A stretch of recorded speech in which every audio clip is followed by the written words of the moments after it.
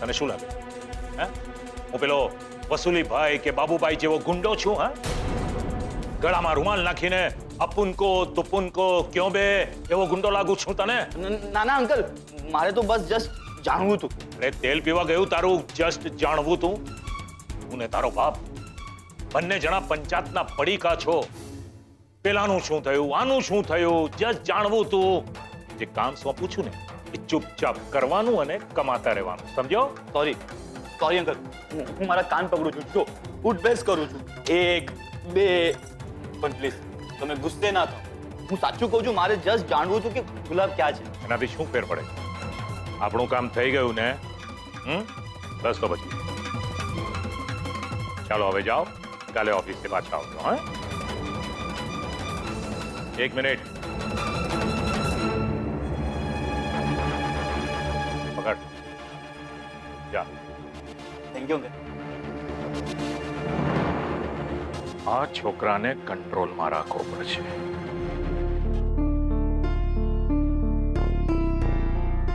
રૂપેશ જીજુ સેજલ વતી હું માફી માંગુ છું. મને ખબર છે એ જ્યારે ગુસ્સો કરે છે ત્યારે કંઈ પણ બોલી નાખે છે પણ જીજુ એક વાત તો સારી છે ને કે એ મનમાં ભરીને નથી રાખતી. દુઃખ મને એ વાતનું નથી કિંજલ કે સેજલે મારી સાથે આ રીતે વાત કરી. પેલા ઇન્સ્પેક્ટર શર્મા સામે મારા પપ્પાનું નામ લીધું ના પણ જો આ બધામાં મારા પપ્પા ઇન્વોલ્વ હોય ને તો એમને સજા મળવી જ જોઈએ. દુઃખ મને એ વાતનું છે કે અમારા લગ્ન થવાના છે અને જે રીતે અમારી વચ્ચે અવિશ્વાસ ઉભો થઈ રહ્યો છે ને એ સારી નિશાની નથી.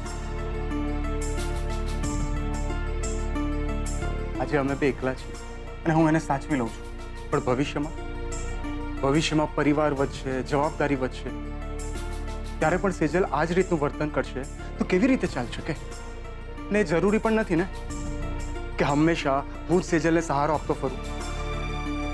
ક્યારેક એને પણ આગળ વધીને કહેવું જોઈએ ને કે રૂપેશ તું ચિંતા ના કર હું છું તારી સાથે. જીજુ હું હમણાં જ જઈને એની સાથે વાત કરું છું. નહીં કીજે જેમ ઘણી વાતોનો ખુલાસો ના કરવાના હોય બસ એવી જ રીતે બધી વાતોને ફૂટપટ્ટી લઈને બેસીને સમજાવવાની ના હોય. મારા માટે પણ એ વાત માનવી મુશ્કેલ હતી કે મારા પપ્પા આમ અચાનકથી સેજલના નામે બંગલો કરવા રાજી થઈ ગયા. મને પણ બે ઘડીની શંકા થઈ કે આ હવે શું નવું આવ્યું પણ પછી પપ્પાની વાત વધાવવા સિવાય મારી પાસે બીજો કોઈ ઓપ્શન નહોતો. અને આ બધી વાત પાછળ મારા પપ્પાનો આવો કોઈ પ્લાન હશે એ વાતનું શું મને કઈ સપનું આવવાનું હતું પણ સેજલ જ્યારે જુઓ ત્યારે બસ એક જ વાત સંભળાવે રાખે કે રૂપેશ આપણે સગાઈ તોડી નાખી આપણે છૂટા થઈ જઈએ. એને લાગે છે કે આ બધામાં મારો પણ હાથ છે. શું આટલો ખરાબ છું અને જો હું ખરાબ હોઉં તો આટલું બધું થઈ ગયા પછી પણ હું અહીંયા ઊભો હોઉં. જીજુ તમે રડો છો? ના શું કામ રડું? હું તો પથ્થર દિલ છું ને મને દુઃખ થોડી થાય. અહીંયા તો બસ વન વે છે. એક માણસ બોલે અને બીજો માણસ સાંભળે રાખે બસ. જીજુ આઈ એમ સોરી. મને લાગે છે આ બધું મારા કારણે થઈ રહ્યું છે.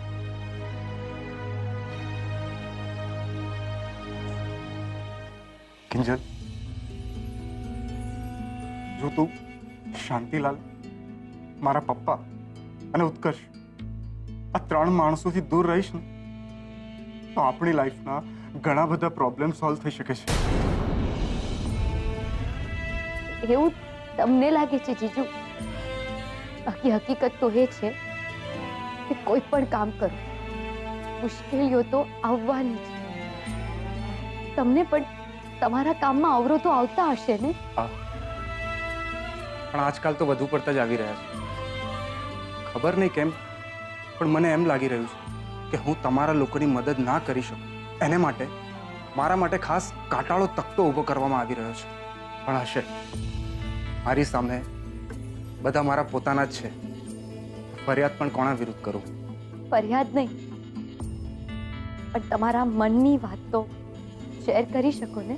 જો આ વાત તું સમજી શકતી હોય તો સેજલ કેમ નહીં? હું બોલતો નથી, ઝઘડતો નથી, એનો અર્થ એ તો નથી ને કે મને ખાલીપો નથી લાગતો. આજે હું નબળો, નમાલો, અભણ એવા કેટલાય શબ્દો સાંભળીને પોતાના જીવનમાં પોતાના પગ પર ઊભો થયો છું.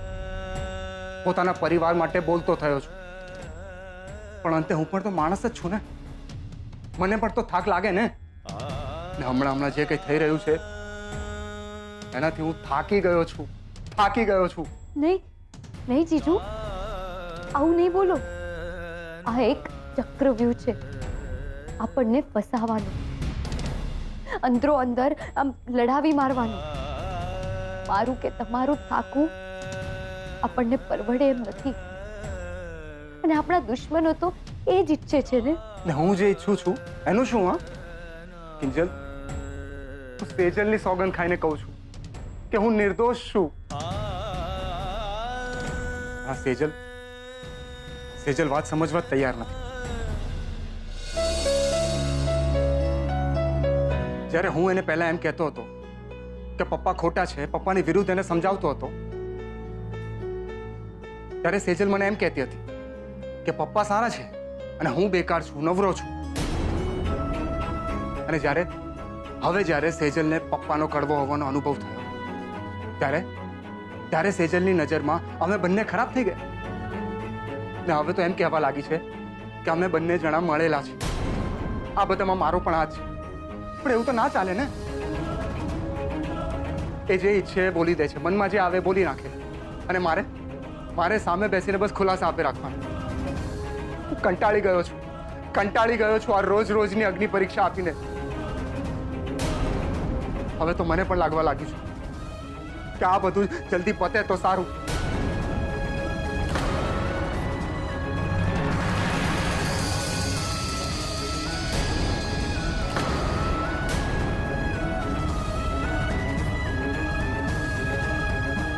જીજુ, એને જવા દો પ્લીઝ.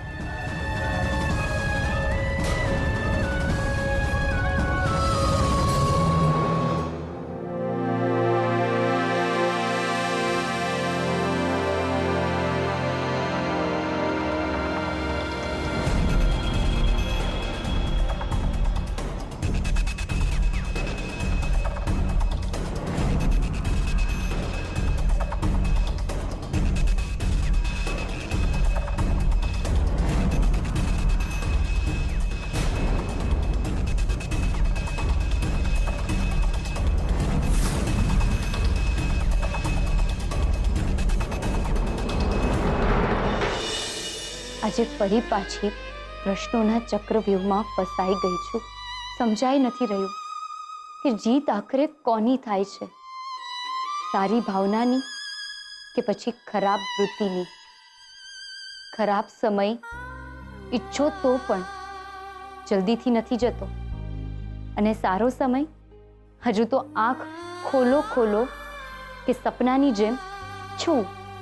ખબર નહીં ભવિષ્યમાં શું લખાયું છે, સારું કે પછી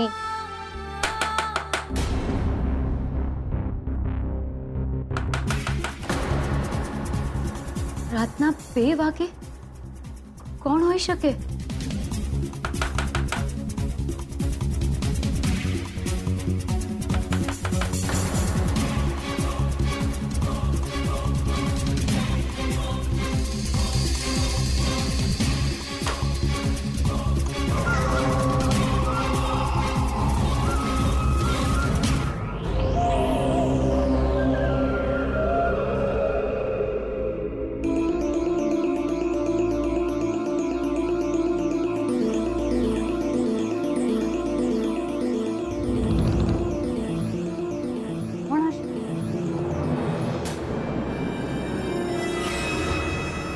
કોણ ગયું?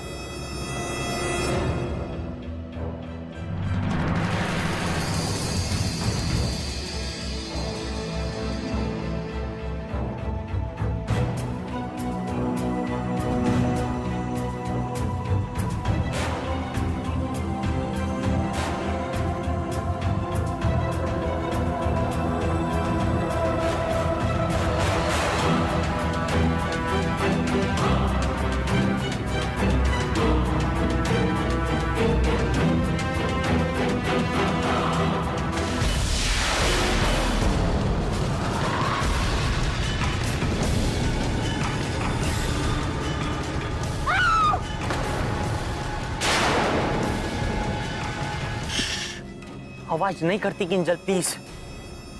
હું છું અને ગુલાબ પણ છે, પણ અવાજ નહીં. Okay I am sorry. બાકી તો નથી ને? સોરી બોરી છોડ. આ શું? આ ક્યાં મળ્યું તને? અને તું એક મોરી હોય ને હમણાં બહુ ચરબી ચડી છે ને તને? હા ખબર છે ને તું હજી 15 નો જ છે અને આમ ચિઠ્ઠી લખીને ભાગી જવાતો હશે. હા અને મને એમ કે તું ચાલ્યો ક્યાં ગયો તો? ચલ ધીમે. હવે હા ધીમે જ છે બધું. અને તને ખબર છે અમારી તને ગોતવામાં શું હાલત થઈ હતી? ક્યાં ક્યાં નથી ગોત્યો તને? ને બિચારા પપ્પા તો ભૂલ થઈ ગઈ કિંજલબેન. હવે અહીંયા ઊભા રહીને આપણે વધારે ભૂલ નથી કરવી. સાંભળ કિંજલ, અમે જ્યારે અહીંયા આવ્યા ને ત્યારે મને લાગે છે કે કોઈક તો અહીંયા હતું, એટલે જ અમારે છુપાઈ જવું પડ્યું. કદાચ રસિકાબેનનો કોઈ માણસ અથવા તો શર્માનો કોઈ માણસ હોય. અને જો એ ગુલાબને જોઈ જશે તો શું થશે એ તને ખબર છે. એટલે આપણે જલ્દીથી જલ્દી ઘરની અંદર ચાલે જવું જોઈએ. ઠીક છે? પણ મેં ક્યાં ના પાડી છે? ચલો અરે ગુલાબ તું સૌથી પહેલા જજે. ચલ ચલો ચલો ચલો.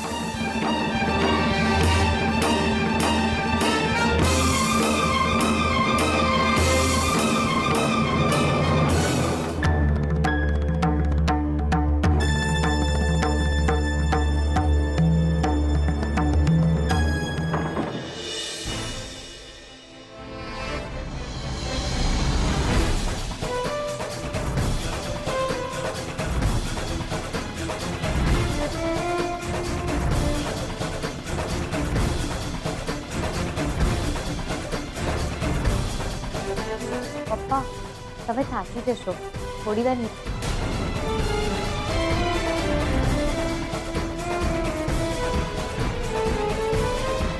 કોઈ કંઈ જ નહીં બોલે. એક શબ્દ સાંભળવો નથી મારે તમારો. આ ઘર છે ઘર, ધર્મશાળા નથી કે મન ફાવે ત્યારે આવો ને મન ફાવે ત્યારે જતા રહો ચિઠ્ઠી લખીને.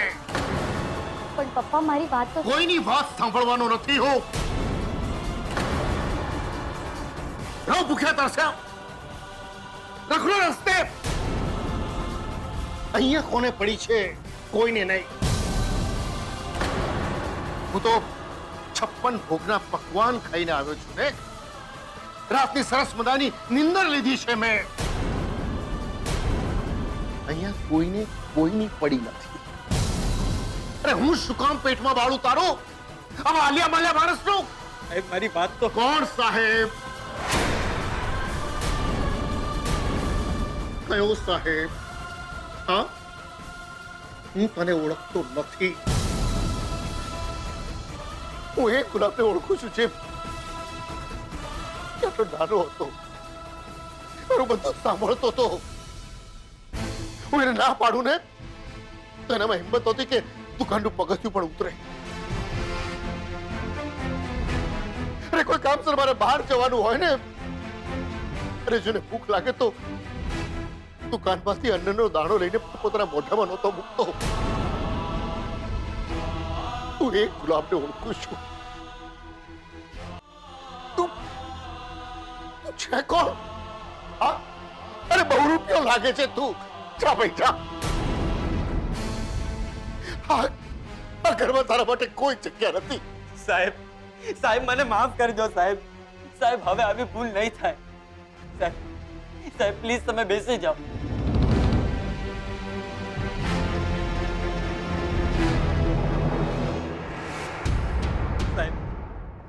તમે આમ આટા મારીને પોતાની તબિયત ના બગાડો.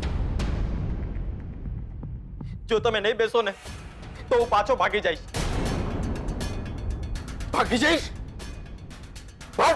ભાગીને બતાવો મને. અરે એક ડગલું આગળ તો વધ.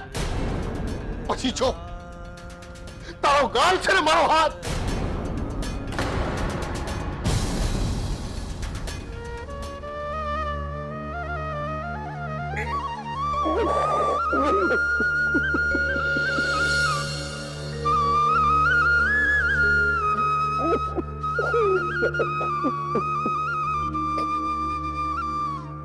ગુલાબ ભાઈ ક્યાં જતો રહ્યો હતો? ચિઠ્ઠી લખી નાખી એટલે પતી ગયું બધું? હા? તને સહેજ પણ વિચાર ન આવ્યો કે તારા વગર તારા સાહેબનું શું થશે?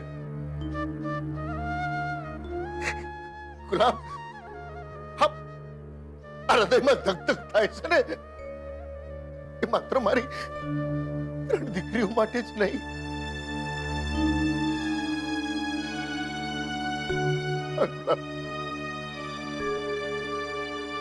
જાણું છું સાહેબ, પણ હું શું કરું?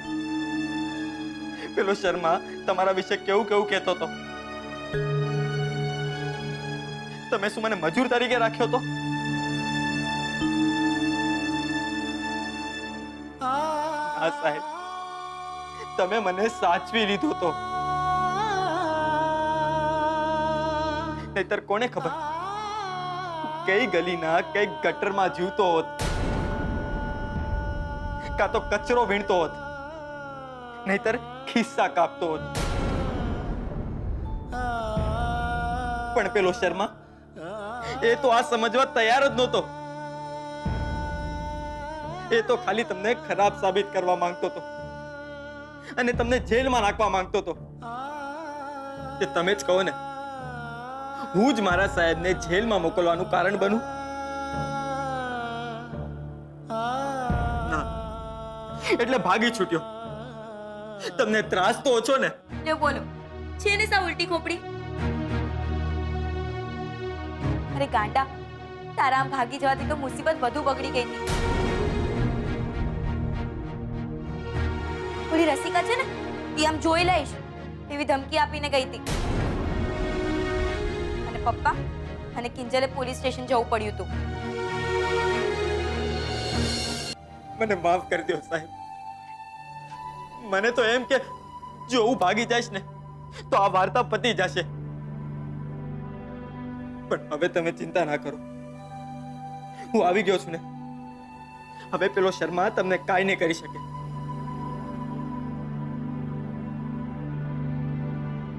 હું બધાને જવાબ આપીશ કે મારા સાહેબને અને મારા કિંજલબેનને કાંઈ પણ કર્યું છે ને તો આ ગુલાબ તમને છોડશે નહીં. ઓય બસ હા બસ, આ જરા વધુ પડતી ચેલેન્જ ના થઈ ગઈ? બાકી તું આમ સોરી કહેવા માટે 100 અટક બેઠક કરીશ ને તો કઈ વાંધો નથી. જરાય નહીં. મારો ગુલાબ એક પણ ઉઠક બેઠક નહીં કરે. લ્યો બોલો, મને તો એમ કે અહીંયા ફટાકડા ફૂટશે. પપ્પા કિંજલની જેમ જ ગુલાબને પણ મારે તારું મોઢું નથી જોવું, ગેટ આઉટ એમ કહી દઈશ. અને ગુલાબ પણ કિંજલની જેમ જ પેન અને પેપર લઈને લખશે. છે ને સાહેબ મારા જાદુગર? પણ અહીંયા તો બધું ફૂસ થઈ ગયું. તે જે થયું ને તે સારું જ થયું છે. બાકી ગુલાબ, તું આટલા દિવસ ક્યાં હતો? અને નીરવ અને તું કેવી રીતે મળ્યા? એમાં એવું થયું ને કે જ્યારથી મને ખબર પડી કે ગુલાબ જતો રહ્યો છે ત્યારથી જ મેં અમારા બધા જ કોન્ટેક્ટ કામે લગાડી દીધા. અને નસીબે એમાંથી કોઈકે ગુલાબને મુંબઈ તરફ જતી ટ્રેનમાં બેસતા જોઈ લીધું.